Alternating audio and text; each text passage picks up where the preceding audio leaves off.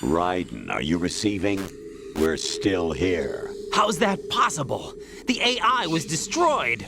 Only GW. Who are you? To begin with, we're not what you'd call human. Over the past 200 years, a kind of consciousness formed layer by layer in the crucible of the White House. It's not unlike the way life started in the oceans 4 billion years ago.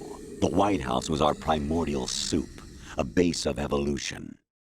We are formless. We are the very discipline and morality that Americans invoke so often. How can anyone hope to eliminate us? As long as this nation exists, so will we. Cut the crap! If you're immortal, why would you take away individual freedoms and censor the net? Jack, don't be silly. Don't you know that our plans have your interests, not ours, in mind? What? Jack, listen carefully, like a good boy. The mapping of the human genome was completed early this century. As a result, the evolutionary log of the human race lay open to us. We started with genetic engineering, and in the end, we succeeded in digitizing life itself. But there are things not covered by genetic information. What do you mean? Human memories, ideas, culture, history. Genes don't contain any record of human history.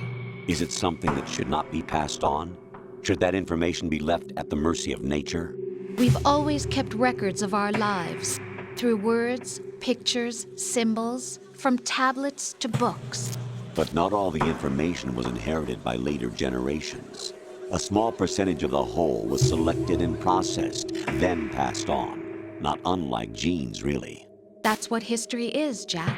But in the current digitized world, trivial information is accumulating every second, preserved in all its triteness, never fading, always accessible. Rumors about petty issues, misinterpretations, slander. All this junk data, preserved in an unfiltered state, growing at an alarming rate. It will only slow down social progress, reduce the rate of evolution. Right. You seem to think that our plan is one of censorship. Are you telling me it's not? You're being silly. What we propose to do is not to control content, but to create context. Create context. The digital society furthers human flaws and selectively rewards development of convenient half-truths. Just look at the strange juxtapositions of morality around you. Billions spent on new weapons in order to humanely murder other humans. Rights of criminals are given more respect than the privacy of their victims. Although there are people suffering in poverty, huge donations are made to protect endangered species. Everyone grows up being told the same thing. Be nice to other people. But beat out the competition. You're special. Believe in yourself and you will succeed. But it's obvious from the start that only a few can succeed. You exercise your right to freedom, and this is the result. All rhetoric to avoid conflict and protect each other from hurt. The untested truths, spun by different interests, continue to churn and accumulate in the sandbox of political correctness and value systems. Everyone withdraws into their own small gated community, afraid of a larger forum. They stay inside their little ponds, leaking whatever truth suits them into the growing cesspool of society at large. The different cardinal truths neither clash nor mesh. No one is invalidated, but nobody is right. Not even natural selection can take place here. The world is being engulfed in truth. And this is the way the world ends. Not with a bang, but a whimper. We're trying to stop that from happening. It's our responsibility as rulers.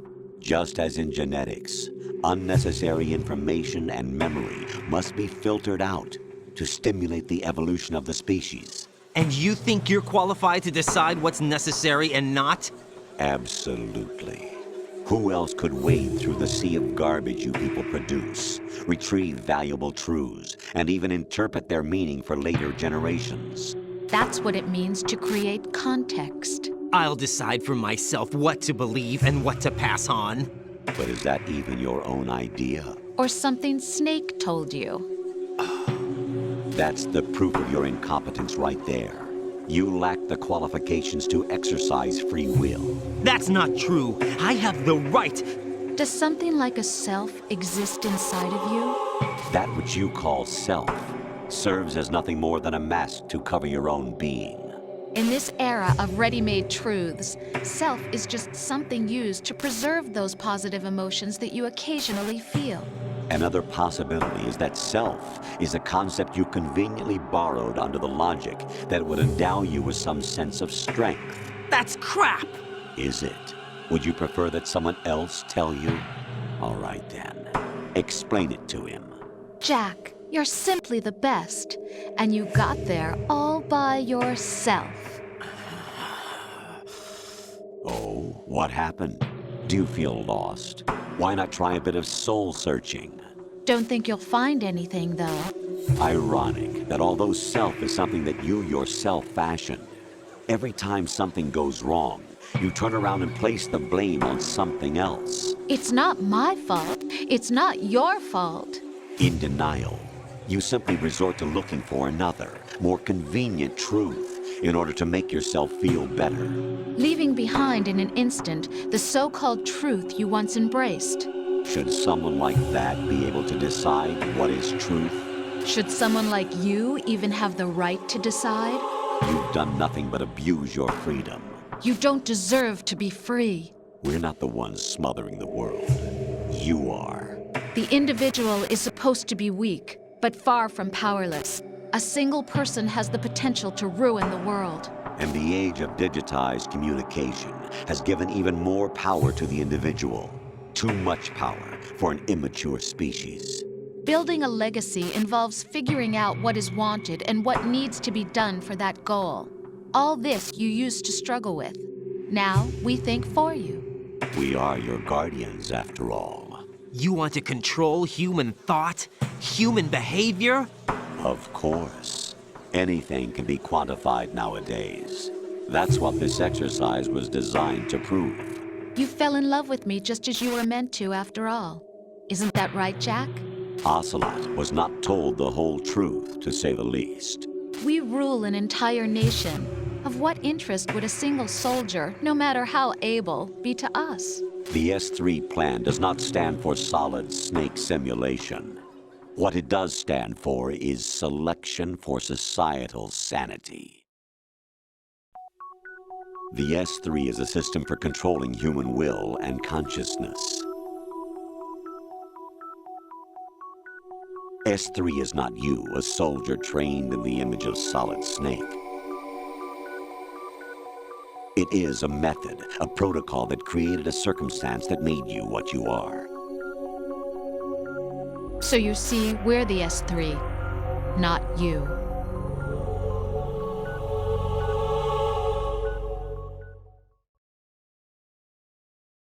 What you experienced was the final test of its effectiveness. That's crazy. You heard what President Johnson said. The Arsenal's GW system is the key to their supremacy. The objective of this exercise was to establish such a method. We used Shadow Moses as a paradigm for the exercise. I wonder if you would have preferred a fantasy setting.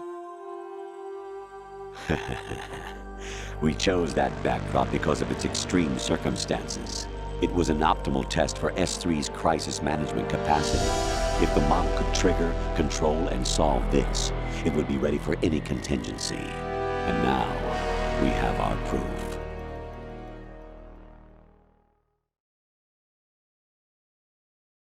Raiden, there are also reasons behind your selection.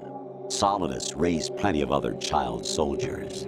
Do you know why we chose you over them? It was because you were the only one who refused to acknowledge the past.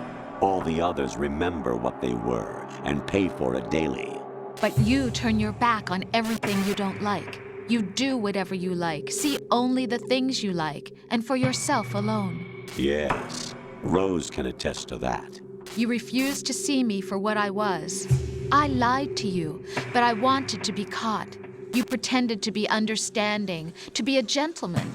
You never made a conscious attempt to reach out to me.